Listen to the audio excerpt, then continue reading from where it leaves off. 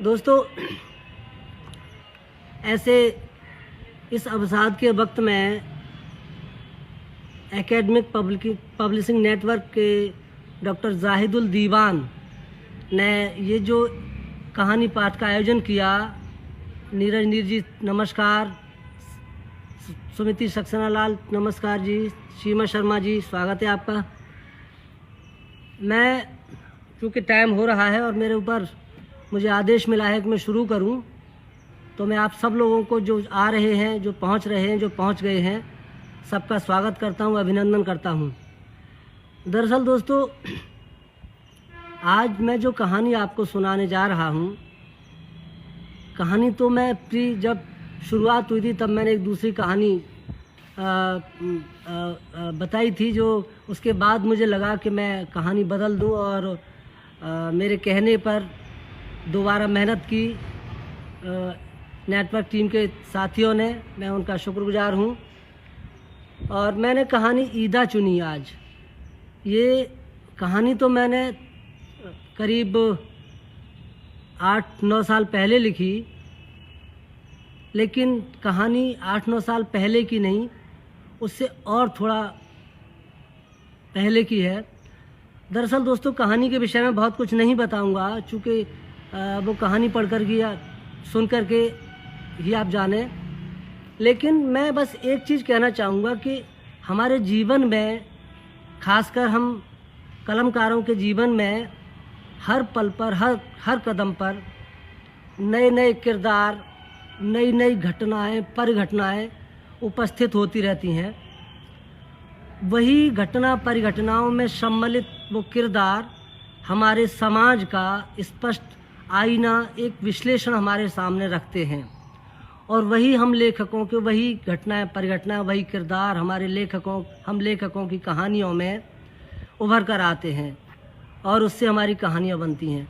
लेकिन कभी कभी कोई किरदार या कोई घटना परिघटना ऐसी भी हो जाती है जो हमारे भीतर कहीं गांठ बनकर बैठ जाती है, और एक लेखक मन को वो तब तक व्यथित करती है जब तक कि वो उसे शब्दों के माध्यम से कागज़ पे नहीं उतार लेता।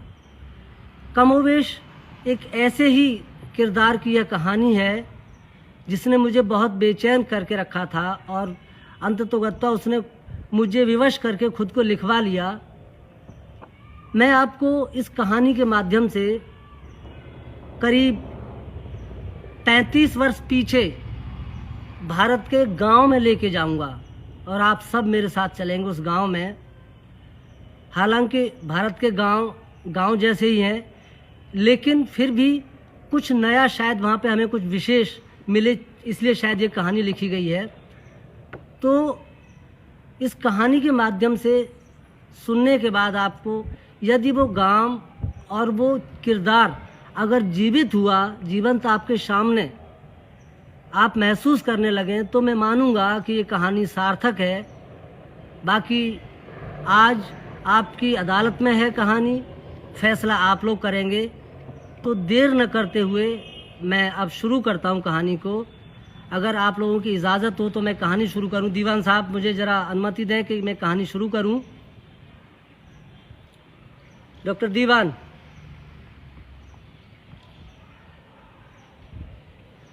करण इंसान, टीकम सिंह, आकाश बरबरे, प्रियंका कुमारी झा, आर्यन मदार, सब लोग मौजूद हैं और साथी जुड़ रहे हैं।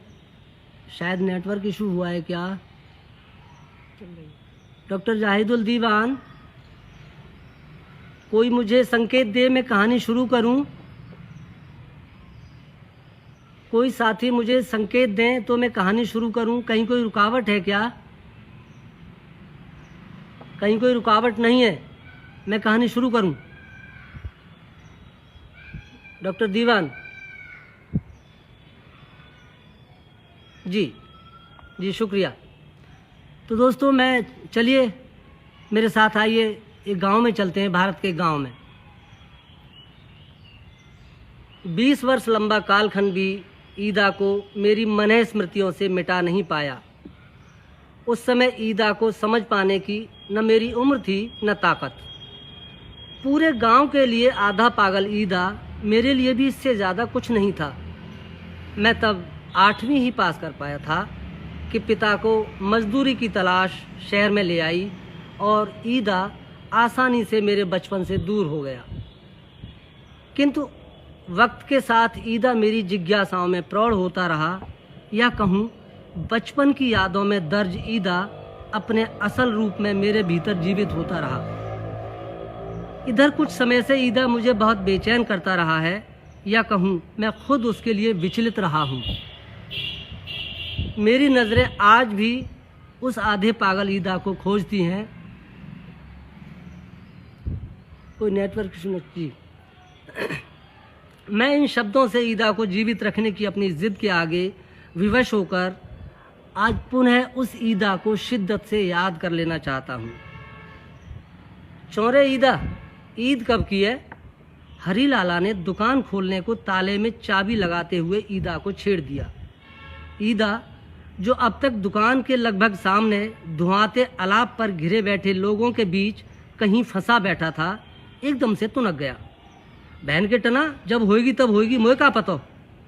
भले आदमी नाराज क्यों है रहो है? हरी भैया ने ईद की ही तो पूछी है। ओम प्रकाश साइकिल वाले ने तुरप चली। तो तू बता दे बहन के टना। ईदा लगभग उठने को हुआ। अरे अब्बा, नाराज मत हो, कहकर जैसे छोटे ने तो आग में घी डाल दिया। सुनकर ईदा की दोनों भौहें आपस में जुड़ गईं। ईदा ने अपना डंडा उठाया और खड़ा हो गया।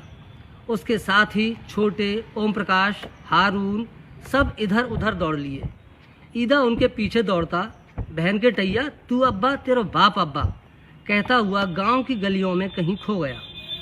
आलाप पर कुछ गांव के बड़े बूढ़ों के अलावा दुकान लगाते हरी लाला की हंसी गूंजती रही।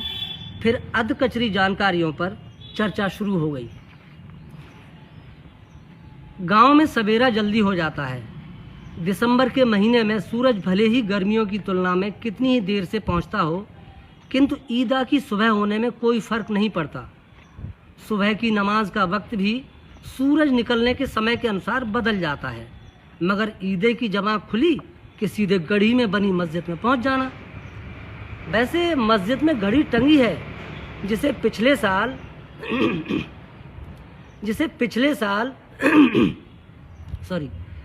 पिछले साल शमीम रंगरेज की लड़की की शादी में लड़के वाले दे गए थे। मगर ईदा तो इतना भी नहीं पड़ा कि उसमें समय भी देख पाए। और फिर वो वहाँ घड़ी में समय देखने थोड़ी जाता है, वो तो सजदा करने जाता है। हाँ, मन हुआ तो घड़ी के दरवाजे पर सामने खाली पड़े चौक में लगे सरकारी नल पर मुंह हाथ धो लिया। मन नहीं हुआ तो यूं ही। वैसे उसका मन तो करता है मुंह हाथ धोने का, किंतु सवेरे के कोहरे के साथ अपने नथुने फैलाए मड़राती ठंडी हवा उसका इरादा बदल देती है, जो उसके फेफड़ों में होकर पार होना चाहती है। हाँ, मस्जिद में झाड़ू अवश्य लगा लेता है और जल्दी में 2-4 सजदे किए और वापस बाजार में। ईदा की नमाज भी इतनी ही है। गड़ी के दरवाजे के बाहर आते ही वह चौक में खड़े पीपल व नीम के पेड़ों से गिरे पत्ते इकट्ठे करता है, हरी लाला की दुकान के सामने आग जलाकर बैठ जाता है और ठंड से अकड़ चुकी अपनी हड्डियों को नरम करता है। ईदा का अलाव एक बार जल चुका होता है, तब एक एक कर नमाजी गड़ी की ओर और कानों में जनेऊ लपेटे, हाथ में लोटा लिए जंगल को या पूजा के लिए मंदिर जाते लोगों का आना जाना शुरू होता है। मंदिर या मस्जिद से लौटकर लोग इसी अलाव पर बैठकर जब तक ईदा को खिजाकर उससे गालियां नहीं सुन लेते, तब तक जैसे उनकी नमाज या पूजा पूरी ही नहीं होती। उस दिन तो सुबह से ही ईदा का मूड बहुत ख़राब था। नमाज को जाते हुए इस्तियाक ने ईदा को डांट दिया था, चौरे ईदा, बहन के टैया, कबू तो नमाज को टैमू देख ले कर। हालांकि ईदा ने भी इस्तियाक को जवाब दे दिया था, चुप रहे बहन के टना, तू अम्मा के पेट में तो टैम देख के पैदा भवोगो। इस्तियाक और नमाजी तो लगभग हंसते हुए गड़ी की ओर चले गए थे, मगर ईदा देर तक भुनभुनाता रहा। ऊपर से केशव पुजारी ने पूजा को जाते हुए ईदा को छेड़ दिया, चौरे ईदा, ये आज आँच ढंग से चौना जर रही, बस ईदा अलाव की आग से ज़्यादा खुद के क्रोध से गर्मा गया। बा भगवान के जानते एक बोझ लकड़ियाँ ले आइए बहन कटैया। केशव पुजारी दूर जाते जाते चिल्ला पड़े, अच्छा अब्बा। बहन के टना, तू अब्बा, तेरो बाप अब्बा। ईदा देर तक न जाने क्या क्या कहता रहा था। पुजारी ने उसके शब्द शायद सुने भी थे या नहीं, और सुन भी लेते तो क्या, यह तो रोज की बात है। फिर हरी लाला और छोटे ने ईदा को भड़काकर भगा दिया। आदमी चाहे पागल हो या समझदार, उसे सुख अपने मन का काम करने में ही मिलता है। उसके काम को अच्छा या बुरा कहना समाज का काम है। अपने मन को मारकर दुनिया की मान कर जिए तो अच्छा है, अपने मन का जिए तो बुरा या पागल है। जैसे ईदा, सारा गांव उसे पागल समझता है, मगर ईदा की सेहत पर इससे कोई फर्क नहीं पड़ता। वैसे तो ईदा का नाम राजुद्दीन रखा गया था, लेकिन ईद वाले दिन पैदा हुआ था तो सब ईदा कहने लगे। फिर ईदे चच्चा। हालांकि ईदे की उम्र इतनी नहीं है कि उसे 50 साल के बूढ़े बूढ़ी भी चच्चा कहें। उसकी उम्र तो अभी यही कोई 30, 32 या फिर 35 से ज़्यादा तो बिल्कुल नहीं है, मगर 50 क्या 80 साल के बूढ़े बूढ़ी भी उसे चच्चा कहते रहें, उसकी सेहत पर तब भी कोई फर्क नहीं पड़ता। ईदा की उम्र जब माँ का आंचल मुंह में डालकर सोने की थी, तब माँ को एक दिन बुखार हुआ और 1 महीने तक रहे बुखार ने ईदा के मुंह से माँ का आंचल छीन कर ही दम लिया। बताते हैं कि गांव के ही नहीं, दूसरे गांव के वैद्य हकीमों ने भी ईदा की माँ पर खूब पैसा खर्च कराया था, लेकिन कैसा बुखार था जो समझ में ही नहीं आया। ईदा के बाप ने न जाने कितने गंडे तावीज़ किए और कराए भी। रात भर पीर के मज़ार पर बैठकर उन्होंने दुआएं मांगी। गांव में अस्पताल के लिए छोड़ी गई ग्राम पंचायत की ज़मीन पर ईदा के अब्बा ने ही यह पीर का मज़ार अपने पीर का मज़ार कहकर बनवाया था। कहा था, मेरे पीर ने मुझे सपना दिया है कि मैं यहाँ सोया हूँ, यहाँ मेरी मज़ार बना दो तो पूरा गांव आबाद रहेगा। गांव वालों ने भी उनकी बात इसलिए मान ली थी कि उनको गांव ही नहीं पूरा इलाका साईं के नाम से जानता था, जो हारी बीमारी में ताबीज किया करते थे। कोई ठीक हुआ तो उनका घर आबाद, मर गया तो बड़ी सहजता से कहते थे खुदा की यही मर्जी थी। इसी मज़ार पर नींद में झींकते हुए माथा पटकने के बाद साईं की हिम्मत भी जवाब दे गई, तो गांव वालों के कहने पर कि खुदा के यहाँ बच्चों की दुआ जल्दी सुनी जाती है, ईदा के अब्बा ने 2 साल के ईदा को पीर के कदमों में रात भर यह सोचकर डाला था कि ये पीर बाबा ईदे का दूध इसे लौटा देंगे। ईदा की चीख ने ठंडी होती रात का कलेजा कई बार चीरा था, लेकिन उसकी चीख अब्बा के पीर को नहीं जगा पाई। भोर से पहले ही ईदा बिन माँ का हो गया था। ईदा की माँ के मरने के बाद उसके अब्बा 1 साल ही जिए थे और गंडा ताबीज भी करना छोड़ दिया था। पीर के मज़ार पर मन्नतों का सिलसिला उनकी मौत के बाद भी चलता रहा था। भीड़ पहले से कुछ कम रहने लगी थी। पीर की इसी मज़ार पर लगातार भीड़ के बीच रोता झींकता ईदा कब बड़ा हो गया, उसे खुद भी पता नहीं है। गांव भर के बच्चों को 35 वर्षीय ईदा अपने बराबरी का लगता है। एक तो ईदा की कदकाठी ऐसी है कि 10-12 साल के बच्चों में मिल जाए तो पहचान करना ही मुश्किल हो जाए। कमर से झुके शरीर की वजह से लंबाई तो कम दिखती ही है, ऊपर से लिबास, ऊंचा कुर्ता, नीचे पायजामा, उसका एक पांचा कमर में खोंसकर घुटने के बराबरी पर, आंखें जैसे पतेल से हल्की सी चीर कर खोली गई हों, उनके भी पलक ज़्यादातर समय आपस में मिचमिचाते हुए। बस चेहरे पर हल्की सूफियों जैसी दाढ़ी ही बच्चों की भीड़ में ईदा को पहचानने में मदद करती है। पीर के मज़ार पर बैठे हुए ईदा को अब्बा कहकर चिढ़ाते हुए बच्चे गांव के चौक तक दौड़ा लाते हैं। पहले ईदा अब्बा कहने पर चिढ़ता नहीं था। छोटे छोटे बच्चे उसे अब्बा कहकर ही बुलाते रहे। एक दिन ताराचंद सेठ ने कह दिया, चौरे ईदा, जे बालक अब्बा कह रहे हैं, तो पता है अब्बा किनते कहते हैं? अब्बा गधाते कहते हैं। बस तभी से ईदा अब्बा शब्द से चिढ़ने लगा। किसी बच्चे ने ईदे को अब्बा कहा और ईदा दौड़ लिया उसके पीछे। गांव के चौक तक आते आते बच्चों की एक भीड़ ईदा के इर्द गिर्द इकट्ठी हो जाती है। फिर बारी बारी ओ अब्बा कहकर इधर उधर दौड़ाकर उसे खिजाने का आनंद लेते हैं। कोई ईदा को डांट देगा, चौरे ईदा जे बाल करने चौ परेशान कर रहा है। ईदा बिफर जाएगा, बहन के टैया तू अब्बा के बैल है इन पे। जब तक ईदा हरी लाला की गली में या ओम प्रकाश वाली गली में होकर गांव के पिछवाड़े नहीं चला जाता, तब तक गांव के चौक में बच्चों के पैरों तले रुंधकर धूल के गुबार उठते हुए पूरे चौक में घुमड़ते रहते हैं। हरी लाला की गली में छोटे नाई के चबूतरे पर बैठकर ईदा अपनी धौंकनी सी चलती सांसों को संतुलित करने बैठ जाता है। छोटे भी न जाने कैसे जान लेता है और काम छोड़कर घर से बाहर आकर अब्बा सलाम अलैकुम जरूर कह देगा, जैसे ईदा की गालियां सुने बिना उसकी रोटी हजम नहीं होती। बहन के टैया तू अब्बा तेरा बाप अब्बा सुनकर छोटे तो घर में घुस जाता है और ईदा सीधा गली से निकलता हुआ गांव से बाहर कब्रिस्तान में जाकर घंटों माँ की कब्र के पास बैठा रहता है।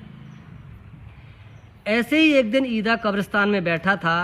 अंबेडकर जयंती की स्कूलों में छुट्टी थी। गांव भर के बच्चे पागलों की तरह ईदा को खोज रहे थे। न जाने कैसे उन्हें पता चल गया कि ईदा कब्रिस्तान में बैठा है। गांव में जब वैशाख के महीने की दोपहरी में घरों में या छप्परों में आश्रय लिए हुआ था, तब यही गांव के 10-15 सेनानी, जिनकी उम्र तकरीबन 10 या 12 वर्ष रही होगी, इकट्ठे होकर कब्रिस्तान पहुंच गए और छोटी छोटी कंकड़ियां ईदा को मारनी शुरू कर दी। ईदा ने अपनी लाठी उठाई और बच्चों के पीछे दौड़ लगा दी। बबुआ ने कंकड़ ईदा को पीछे से दे मारा। कंकड़ ईदा के पैर में लगा। ईदा गिर पड़ा। उसे गहरी चोट लगी थी। खून रिश्ता देखकर सब बच्चे भाग खड़े हुए। ईदा मुश्किल से घर पहुंचा। बात गांव वालों को मालूम हुई तो उन्होंने बच्चों को खूब डांटा। ईदा भी 2-3 दिन घर में ही पड़ा रहा। 3 दिन बाद ईदा जब गांव में घूमने निकला तो डर की वजह से कोई बच्चा उससे नहीं बोला। ईदा चौक में कुएं के चबूतरे पर आ बैठा। चेहरे पर जैसे किसी गहरे दर्द की परत चढ़ी हो, जैसे 3 दिन पहले की चोट का दर्द आज हो रहा हो। हरी लाला की दुकान के सामने नीम के पेड़ के नीचे ताश पीट रहे लोगों में से शमसू ने पूछ लिया, ईदे चचा आज कैसे सुस्त बैठे हो? ईदे का दर्द जैसे किसी के बोलने का इंतज़ार कर रहा था। बहन के टैया जब गांव में थे सब बालक जाने कहाँ चले गए, एक उन्हें लेकर के आओ। आज सारे इनते अब्बा कहूँगा मैं। और बस भुनभुनाता और लंगड़ाता हुआ ईदा गांव की गलियों में गालियां देता घूमने लगा। पीर तक पहुँचते पहुँचते उसके पीछे बच्चों की एक भीड़ फिर इकट्ठी हो गई। वे सब ईदा से चिपट गए। ईदा की खिलखिलाहट में चोट लगे पैर का दर्द कहीं गहरे दब गया और ईदा को हल्की सी लंगड़ाहट का निशान हमेशा के लिए छोड़ गया।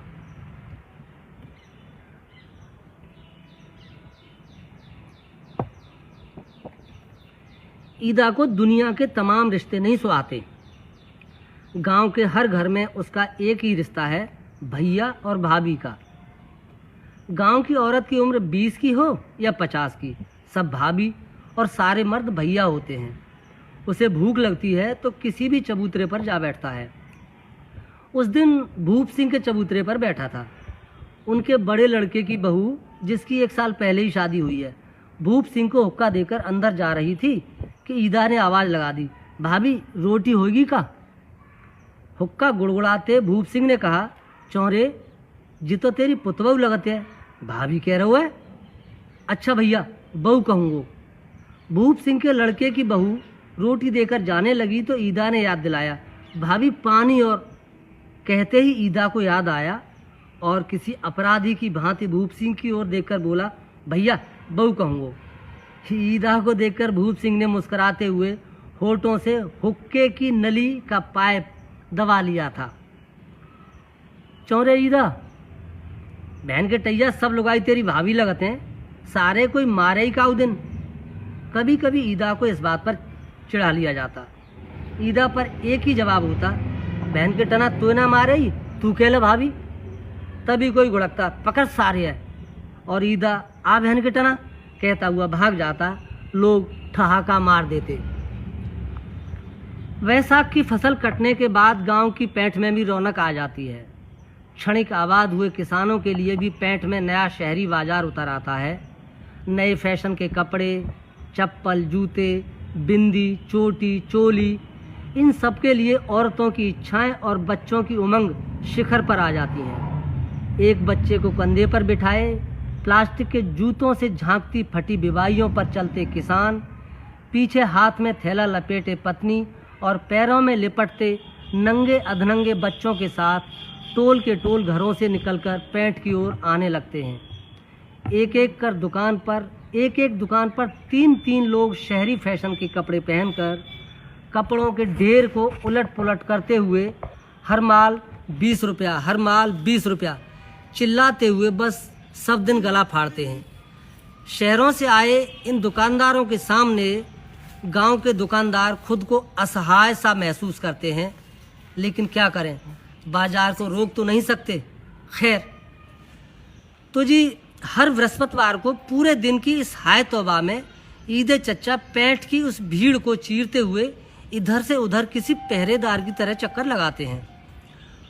उस दिन इस भीड़ भरे बाजार का पूरा दबाव ईदे के चेहरे पर साफ झलकता है। हालांकि माफ़ करना, अभी ट्रेन निकल रही है, मेरे बगल से निकलेगी, मैं उतनी देर के लिए बस विराम ले रहा हूँ, आपको सुनने में असुविधा होगी।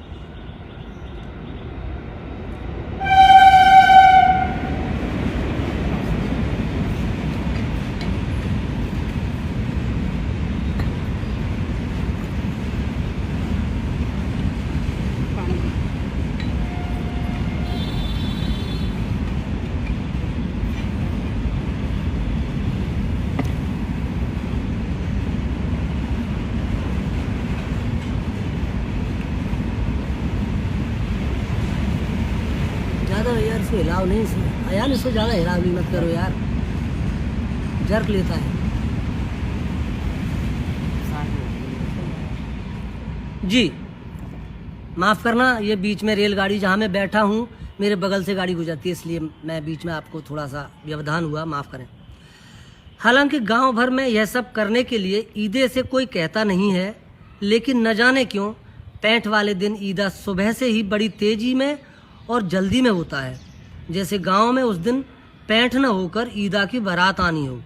सुबह से ही गांव के चौक में अपनी देख रेख में और खुद जुटकर सफाई कराना, दुकानदारों की व्यवस्था करना, साइकिलों पर बंधी भारी गठरियों को उतरवाना, दिन भर दुकानदारों को कुएं से भर भर कर पानी पिलाना, इसी सब में पैठ वाले दिन ईदे के होश फाख्ता रहते हैं।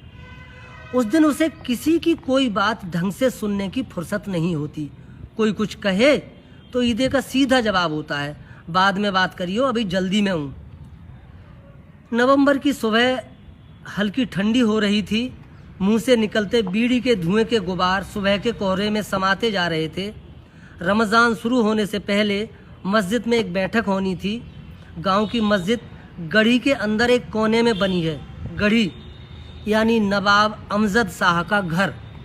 सल्तनतें, रियासतें और नवाबी चली गई तो गढ़ी भी अब गढ़ी नहीं रही, बस पहाड़ी नुमा खेरा बचा है।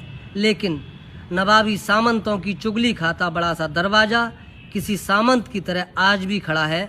इसी दरवाजे से होकर मस्जिद का रास्ता है।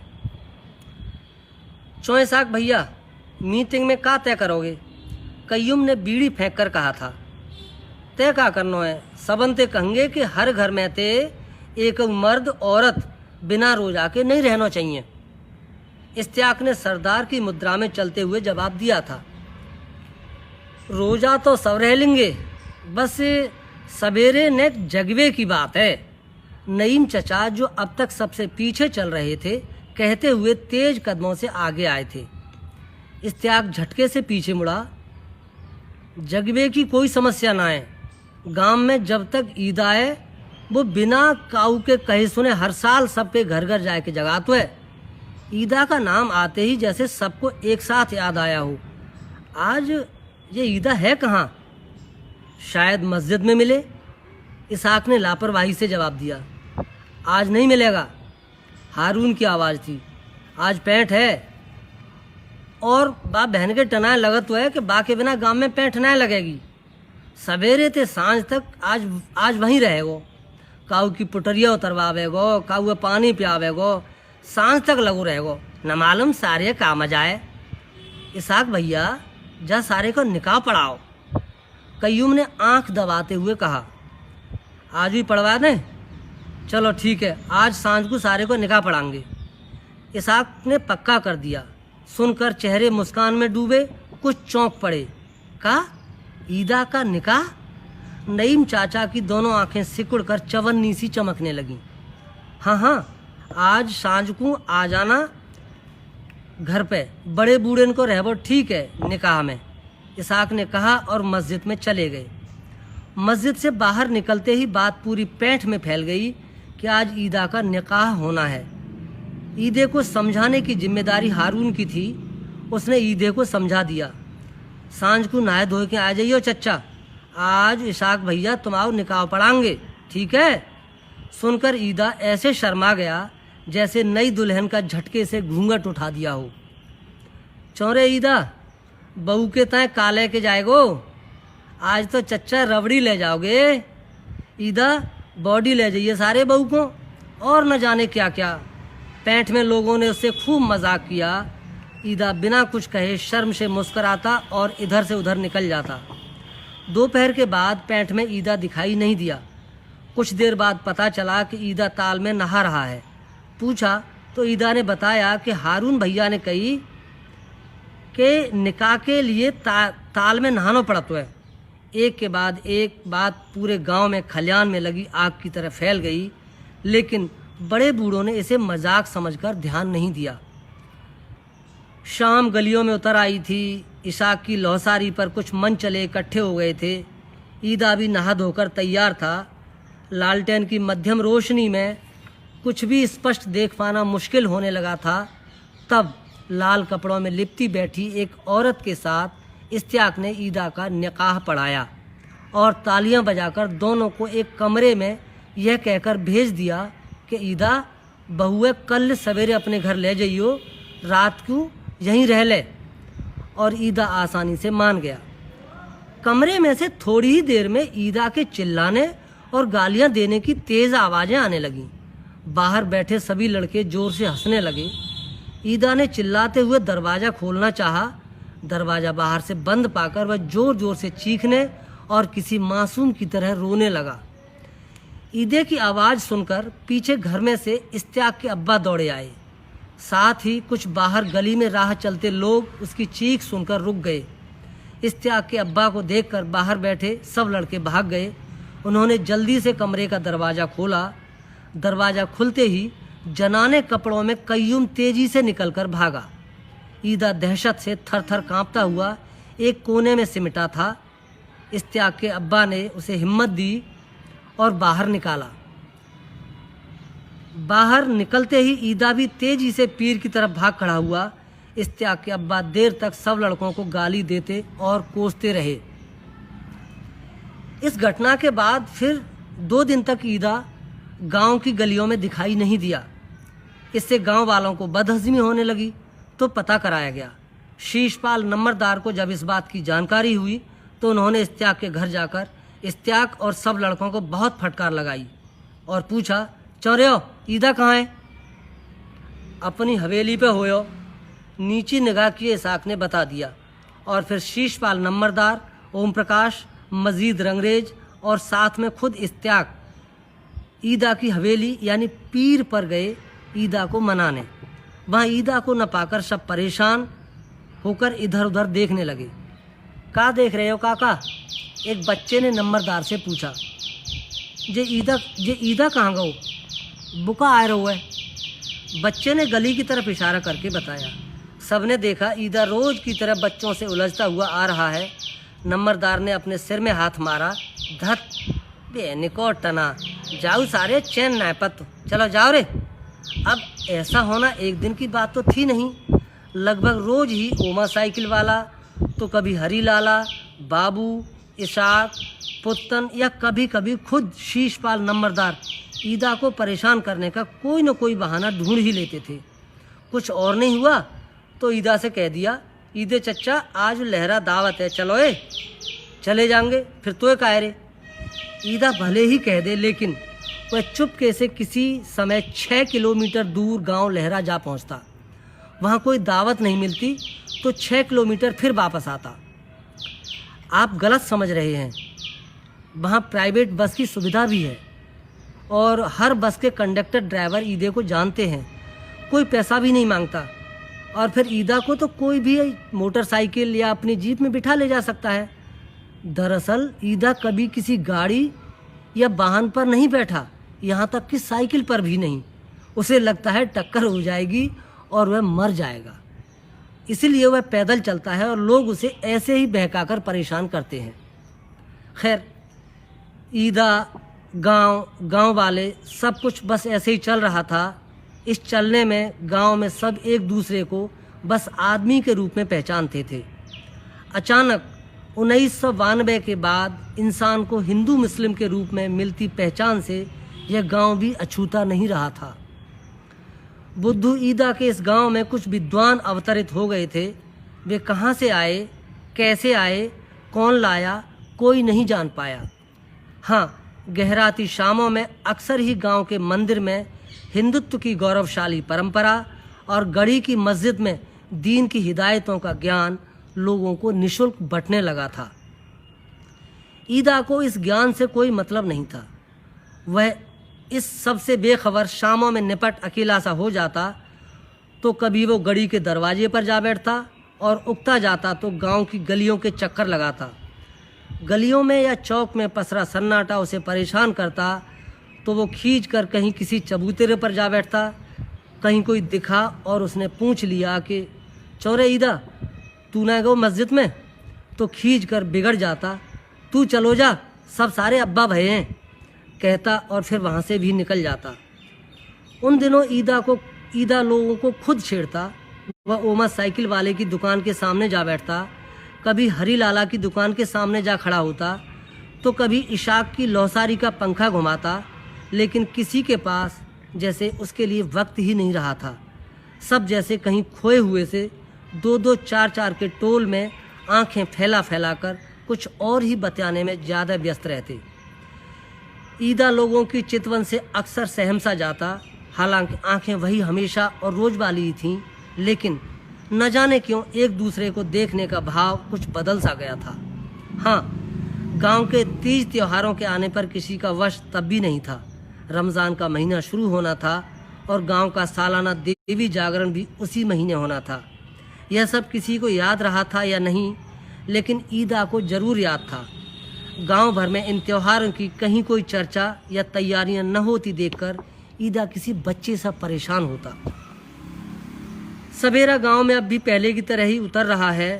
सूरज की किरणें भी बिल्कुल वैसे ही बड़े पीपल के सहारे में पहुंच रही हैं। अब भी गढ़ी की छतरी पर मोर कूकते हैं, पेड़ों पर चिड़ियां छोटे बच्चों की तरह ही शोर मचाती हैं। हरी फसलों को सहलाती ठंडी हवा अब भी फेफड़ों को चीर कर पार निकलना चाहती है। खेतों को जाते जानवरों के पैरों से रुंधते धूल के गुबार भी पहले की तरह ही आसमान छूते लगते हैं।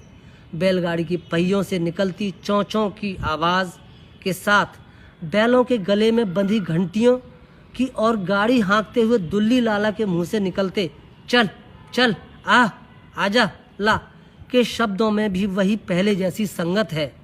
फिर इस पूरे गांव को क्या हो गया है?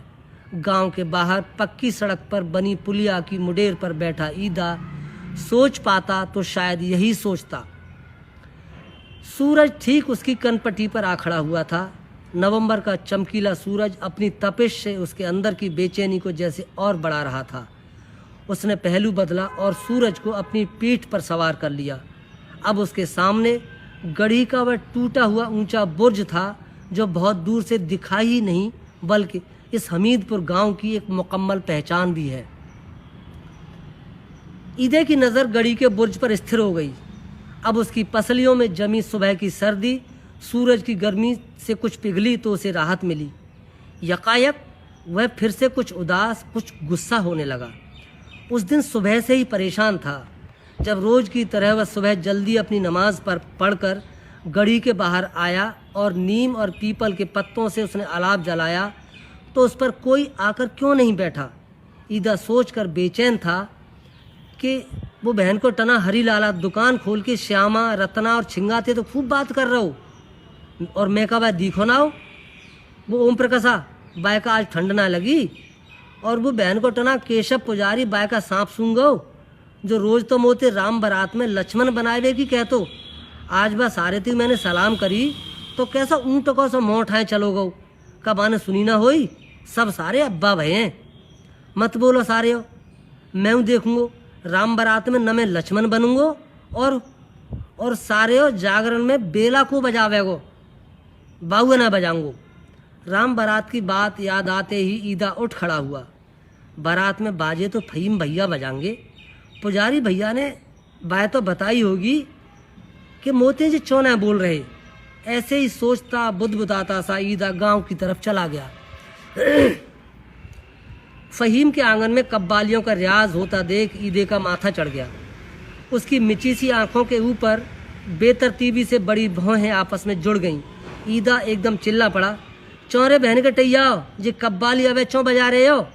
ईदा सीधे फहीम के पास जाकर बैठ गया। चौं फहीम भैया अब के राम बारात में कब्बाली बजेंगी। फहीम ईदा को अंदर कमरे में ले गया। हम अब के राम बारात में बाजे ना बजाएंगे।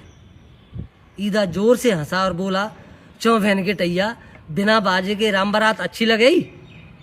तू सारे कछु जान तो है, कल मौलवी साहब ने काका हिदायत करी है। फहीम ने ईदा की ना समझी पर उसके सर में एक चपत लगा दी। चल हट कहता हुआ ईदा वहाँ से भी तुनक कर निकल गया। फहीम के घर से निकलते निकलते ईदे के माथे पर पड़ती सलवटें और ज़्यादा गहरा गई थीं। जी बहन को टना को मौलवी है पाते जे पूछो कि बाजे के बिना राम बारात काहे की सो जाए अच्छी बात बता रहा हुआ है और जी इस्तियाक सारो अब्बा है गो है। अब बाजे ना बजेंगे तो नाचाओ कैसे, फिर पुजारी भैया कैसे मानेंगे बारात बिना बाजे की लिख रहेगी। लाख कोशिशों के बाद भी ईदे की समझ में कुछ नहीं आ पा रहा था तो वह खुद पर और गुस्सा करने लगा। इस झल्लाहट में बुदबुद आने लगा, बिना बाजे की बारात में मैं लक्ष्मण ना बनूंगा। ईदा छोटे नाई की गली में होकर मंदिर की तरफ चल दिया। पुजारी भैया वहीं होंगे। पुजारी मंदिर के बाहर अपने ट्यूबवेल पर चारपाई पर लेटे थे। खेतों में पानी चल रहा था। को ईदा चौरे कहाँ रहे तो है क्या दिनाते न आया होते। ईदा अक्सर वहाँ पुजारी के ट्यूबवेल पर नहाने चला जाता था। साथ ही मंदिर की धुलाई और सफाई करने में ईदा को बड़ा आनंद आता था। ईदा की वजह से पुजारी भी मंदिर की धुलाई सफाई से मुक्त रहते थे। आते ही ईदा ने बाल्टी उठाई और मंदिर की धुलाई में जुट गया। पुजारी ने ही फिर आवाज़ लगाई, चौरे ईदा बोल तो चौना है। ईदा तुनक कर बाहर निकला और अब की राम बारात में बाजे ना बजेंगे पुजारी भैया को कह रहो। बोई बहन को टना फहीमा का कह रहो, बोई बहन को टना फहीमा कह रहो हम बाजे ना बजाएंगे।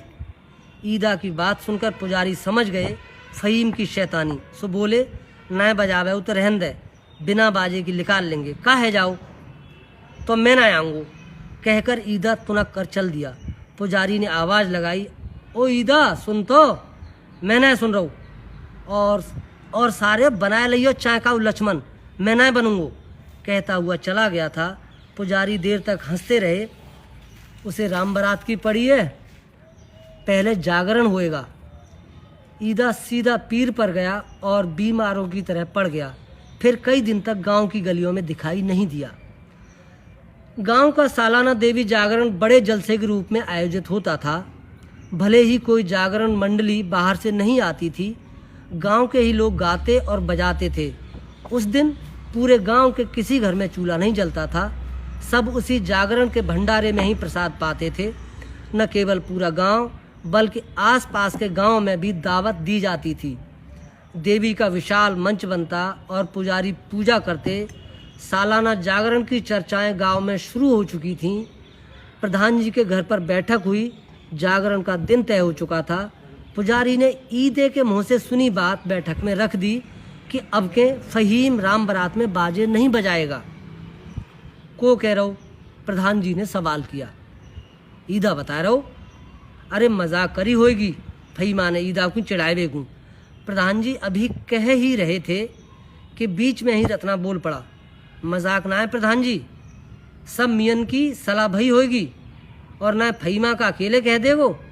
उसके बाद वहाँ कई मुँह कई बातें नई पुरानी पीढ़ी की बहसें होती रहीं और यह तय हुआ कि अगर वे हमारे साथ नहीं हैं तो हम भी उनके साथ नहीं होंगे।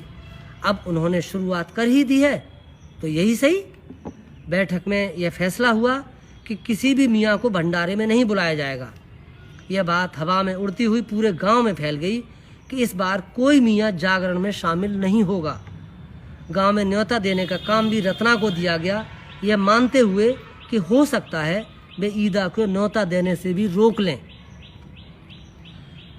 रत्ना जिस घर पर भी न्योता देने जाता तो पता चलता कि ईदा दे तो गो नो तो अब चो दोबारा आए रहे हो। 3-4 घरों पर जाने के बाद रत्ना वापस आ गया और बोला, सब जगह ईदा ने न्योते दे दिए हैं। कहा ईदा ने? चलो ठीक है, दे आया है तो। प्रधान जी ने मोहर लगा दी। कहाँ क्या बैठकें और पंचायतें हुई, इससे भी ईदे की सेहत पर कोई फर्क नहीं पड़ा। जागरण हर साल की तरह उसके सिर पर सवार था। पूरा दिन इधर से उधर दौड़ता रहा। पानी भरा है कि नहीं, छिड़काव हुआ कि नहीं, कुल्हड़ सकोरे पानी में होकर निकले कि नहीं, सब चिंताएं अकेले ईदा के सर पर ही थीं। शाम होते होते इस्त्याग के घर बैठक हुई, यह तय करने को कि हमें जागरण में चलना चाहिए कि नहीं। अगर बुलाया है तो जाना चाहिए, शमीम रंगरेज ने सुझाया। हाँ और का, वैसे ईदा का अपनी मर्जी ते नो तो थोड़ू देगा होगो, उन्होंने कही होगी नो तो दबेगी। और फिर भी ईदा तो वहाँ कल से लगा हुआ है, बस आ रहे है होश ही ना है, जैसे देवी बाकी बिना मनेगी ही ना है, कहकर इस्त्याक ने अपनी बात रखी। खैर यहाँ भी लंबी बहस और चकल्लस के बाद तय हुआ कि चलो जब उन्हें ही कोई परहेज नहीं है तो हम क्यों करें। देखते ही देखते जागरण में फिर पहले की तरह पूरा गांव इकट्ठा हो गया।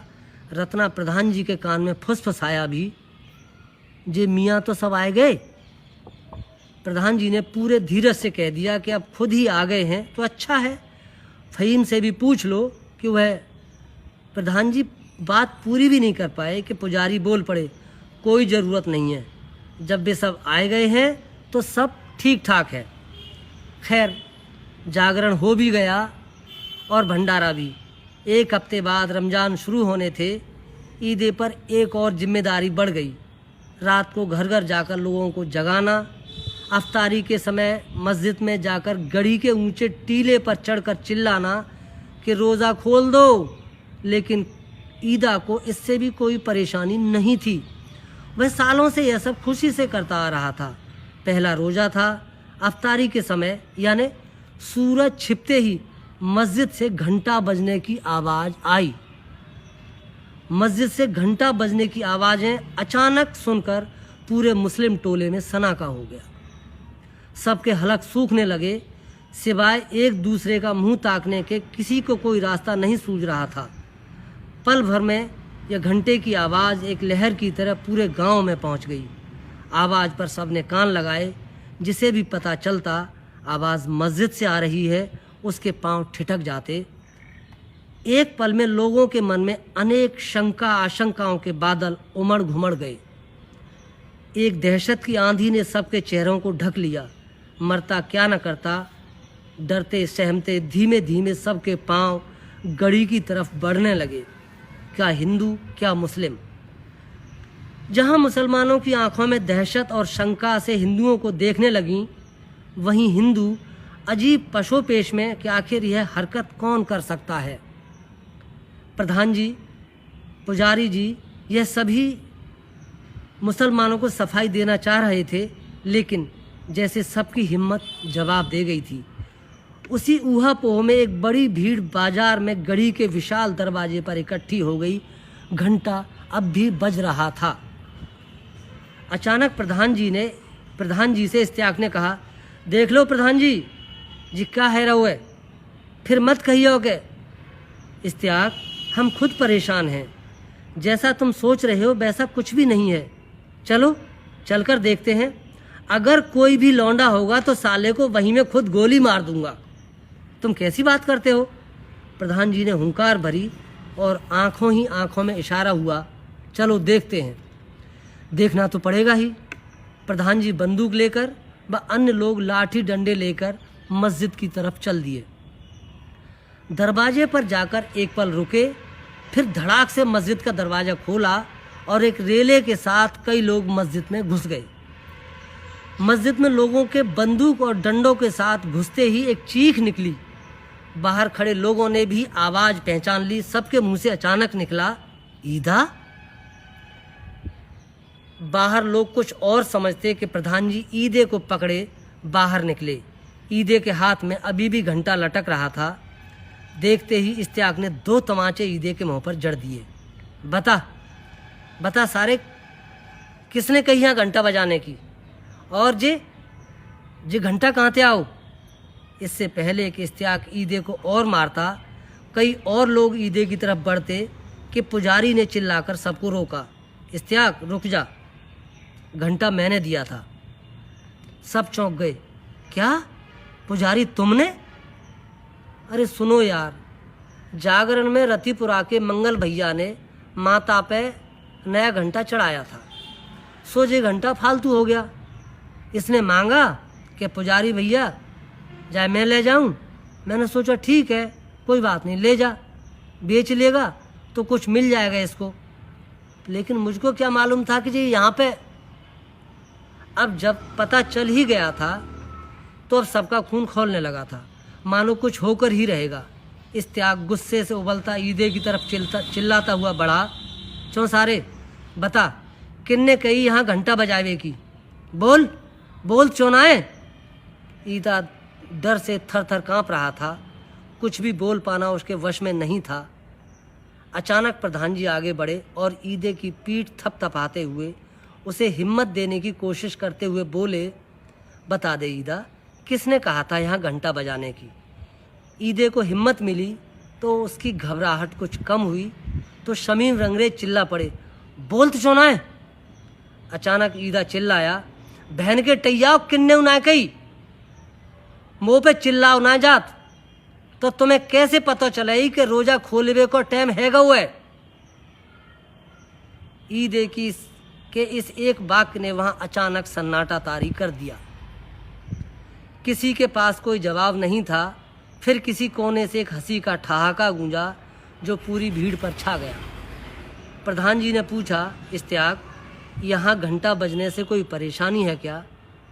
इस्तियाक कुछ देर तक सोचता रहा, फिर बोला, ना है, कोई परेशानी ना है। वह ईदे की तरफ बढ़ा, उसे पुचकारने को कि ईदा फिर बिदक गया। बहन को टैया पहले मातवे सारे, अब बजवा लीजिए कर लेते घंटा। कहता हुआ पैर पटकता ईदा किसी गली में समा गया। बोलते बतियाते भीड़ भी छट गई। सबको लगा कि अब ईदा घंटा नहीं बजाएगा। लेकिन दूसरे दिन शाम को फिर मस्जिद से घंटे की आवाज़ आ रही थी। ये कहानी यहाँ ख़त्म हुई है और यही थी बस कहानी। अब फैसला आपके हाथों में है कि आपने इसको कैसे देखा, कितना आप समझ पाए और मैं कितना ईदे को आप तक पहुंचा पाया। ये अगर मैं सही तरीके से ईदे को आप तक पहुंचा पाया हूं तो ये मेरी सार्थकता होगी, मेरी कहानी की सार्थकता होगी। बाकी मैंने अपनी कोशिश की, बाकी फैसला आपके हाथ में है।